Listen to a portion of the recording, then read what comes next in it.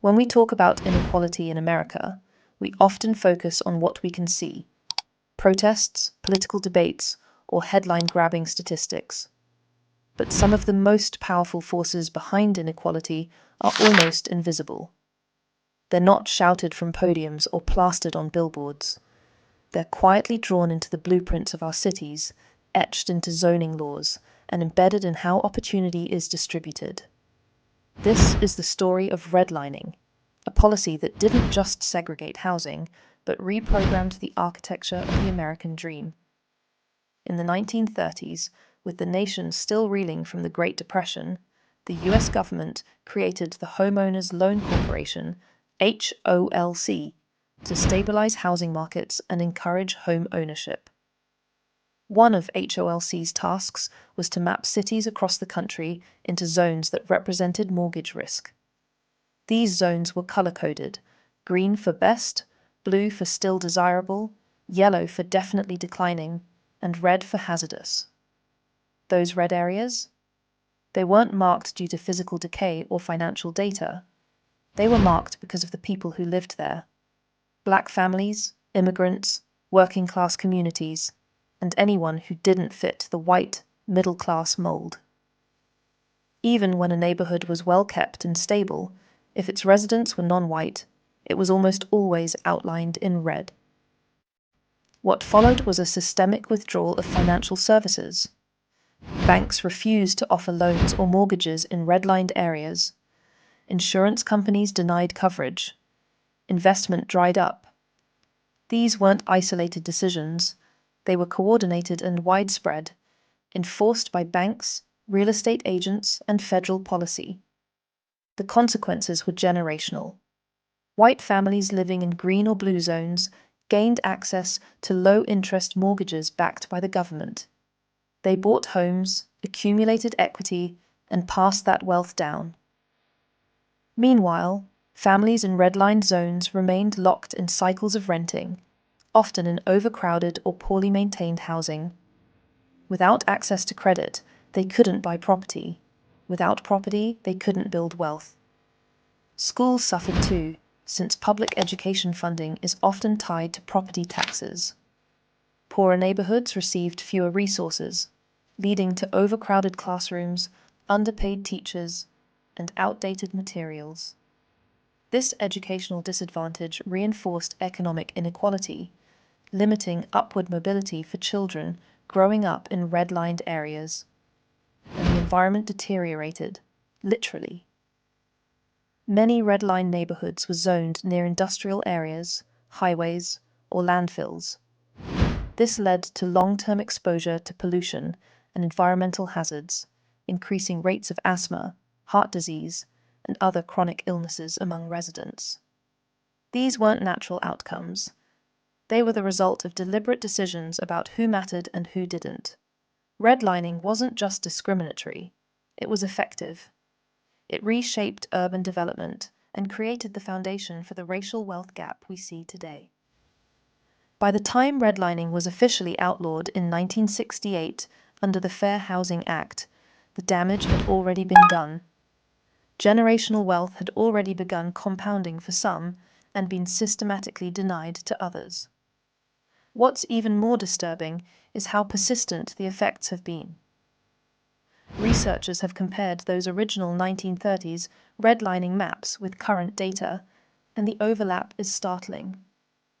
Formerly redlined areas today still experience higher poverty, lower home ownership, worse healthcare access, and reduced educational outcomes.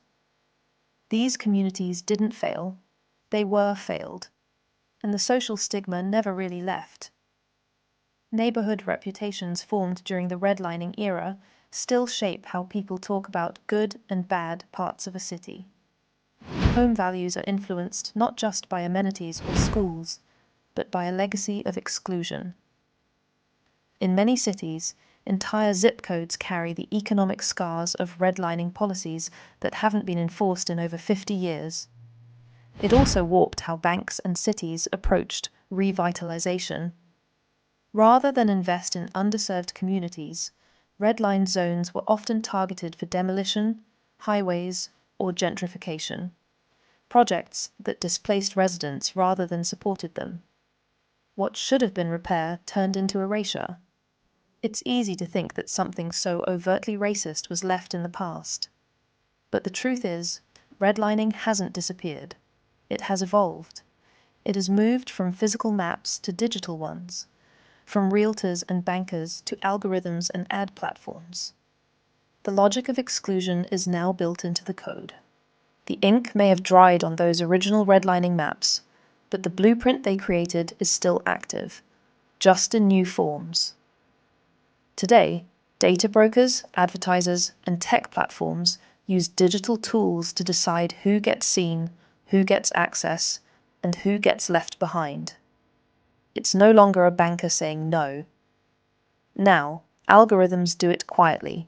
No red pen required. Consider online housing searches. Users in minority neighborhoods are often shown fewer high-value listings, fewer mortgage ads, and even fewer home improvement services than their counterparts in wealthier, whiter zip codes. Algorithms learn from historical data, already tainted by redlining, and replicate those patterns without a person needing to intervene. If the past taught the system that certain neighborhoods are less valuable, the future simply echoes it. Social media platforms contribute too. Targeted advertising enables digital redlining, allowing businesses to exclude people based on zip code, income, or inferred race. Facebook was sued for enabling housing ads that excluded Black and Latino users. Even after removing explicit demographic targeting, the algorithm still learned from behavior, amplifying exclusion invisibly. And this extends beyond housing. Financial institutions use digital profiling to determine creditworthiness. Predatory lenders target low-income users online with payday loan ads, while wealthier users are offered investment opportunities. The same app, different experience, sorted not by fairness, but profitability and historical bias. Healthcare systems using predictive analytics have underdiagnosed Black patients by relying on flawed data. Educational tools may serve lower quality content or fewer scholarship ads to students from underfunded areas.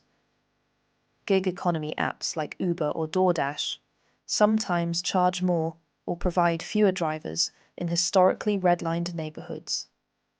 These systems aim for efficiency, but often reinforce historical lines. The issue is visibility. Algorithmic redlining is harder to detect than maps. There's no document to challenge, no clear official to confront. Everything happens in code, behind the scenes. By the time someone realizes they've been excluded, the opportunity has already vanished. A big part of the danger lies in the illusion of neutrality. Algorithms are presented as objective, but they're built from biased data. If inequality shaped the input, then the output continues that story. We can't expect fairness from systems built on flawed foundations. Then there's the matter of who builds these systems. Tech is dominated by people who don't share the lived experiences of those most impacted by inequality. Without diverse teams, blind spots are inevitable. Exclusion isn't always malicious. It's often engineered through indifference or lack of perspective. So where does that leave us? First, we must recognize that redlining isn't just history, it's present. It lives in the architecture of cities and in the logic of algorithms. It's not a policy anymore, it's a pattern. Next, we need transparency. Algorithms that control access to housing, credit, education, and employment must be auditable. Companies must be accountable for preventing digital discrimination, not just promising to. Communities also need tools. Data literacy, digital rights protections, and feedback mechanisms can help people understand and challenge how they're being sorted. People deserve to know why they're being excluded, and they deserve a say in how those systems work. And finally, we must change how we use social media. The these platforms have power, not just to connect people, but to amplify inequality. If algorithms favor content from wealthier users, or if marginalized voices are flagged more often, then the systems are doing more than reflecting bias. They're deepening it. Redlining didn't vanish. It evolved. It moved from paper maps to digital dashboards, from neighborhood gates to algorithmic filters. The tools may look modern, but the outcomes feel familiar.